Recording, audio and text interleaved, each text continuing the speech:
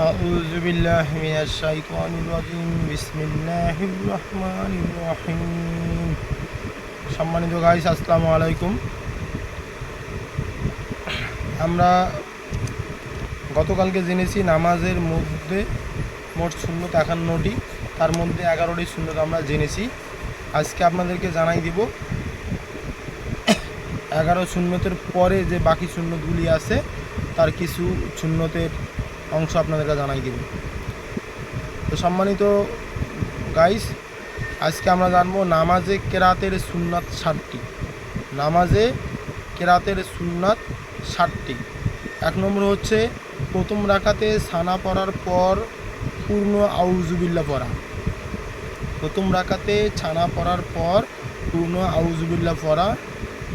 2 নম্বর হচ্ছে প্রতি রাকাতে সূরা ফাতিহার ও অন্য সূরা মিলানোর পূর্বে পূর্ণ বিসমিল্লাহ পড়া। 2 নম্বর হচ্ছে প্রতি রাকাতে সূরা ফাতিহা ও সূরা মিলানোর পূর্বে পূর্ণ বিসমিল্লাহ পড়া। 3 নম্বর হচ্ছে সূরা ফাতিহার পর ইমাম মুক্তাদি বা একাকী নামাজি সবাই নীরবে আমিন বলা। 3 নম্বর সূরা ফাতিহা তেলাওয়াতের পর ইমাম মুক্তাদি এবং একাকী যদি আমরা সালাত আদায় করি তারপরে নীরবে আমিন বলা।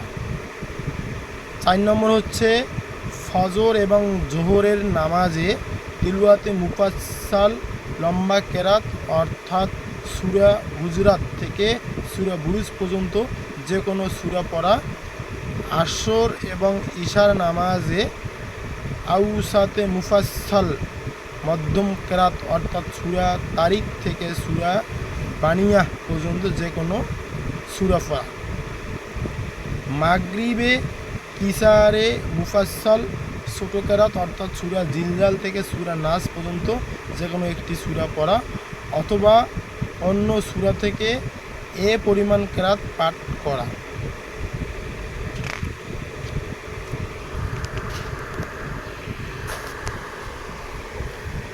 পাঁচ নম্বরে হচ্ছে ফজরের প্রথম রাকাত দ্বিতীয় রাকাত অপেক্ষা লম্বা করা। অন্যান্য ওয়াক্তে উভয় রাকাতে কেরাতের পরিমাণ সমান রাখা উচিত। 5 নম্বরটা হচ্ছে ফজরের প্রথম রাকাত দ্বিতীয় রাকাত অপেক্ষা লম্বা। প্রথম রাকাতে একটি বড় সূরা তেলাওয়াত করতে হবে, দ্বিতীয় রাকাতে ছোট্ট সূরা তেলাওয়াত করলেও হবে। অন্যান্য ওয়াক্তে উভয় রাকাতে কেরাতের পরিমাণ সমান রাখা উচিত। 6 নম্বর হচ্ছে কেরাত অত্যন্ত তাড়াতাড়ি বা একেবারে ধীর গতিতে না পড়া, মানে খুব দ্রুত আমরা না পড়ি, একটু সুর দিয়ে টান, যেখানে 4 আলিফ টান, যেখানে 3 আলিফ টান, যেখানে মদের হরফ, সেই হিসাবগুলো মিলিয়ে একটু পড়া, এটা বলছে। কেরাত অত্যন্ত তাড়াতাড়ি বা একেবারে ধীর গতিতে না পড়া, বরং মধ্যম গতিতে পড়া। 7 নম্বর হচ্ছে ফরজ নামাজের তৃতীয় এবং চতুর্থ রাকাতে শুধু সূরা। ফরজ নামাজের তৃতীয় এবং চতুর্থ রাকাতে শুধু সূরা ফাতিহা পড়া, শুধু সূরা ফাতিহা পড়া। তো সম্মানিত গাইস, আমরা নামাজে কেরাতের সুন্নত 60টি জানলাম। যে অবস্থাতে জানলাম এইটি আপনারাও আমল করবেন এবং পাশাপাশি যারা জানে না তাদেরকে জানাই দিবেন।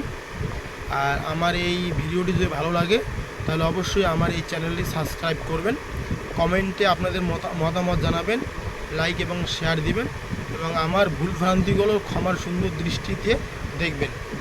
নিজ গুণে আমার ভুলগুলোকে আপনারা ক্ষমা করে দেবেন। আসসালামু আলাইকুম ওয়া রাহমাতুল্লাহ।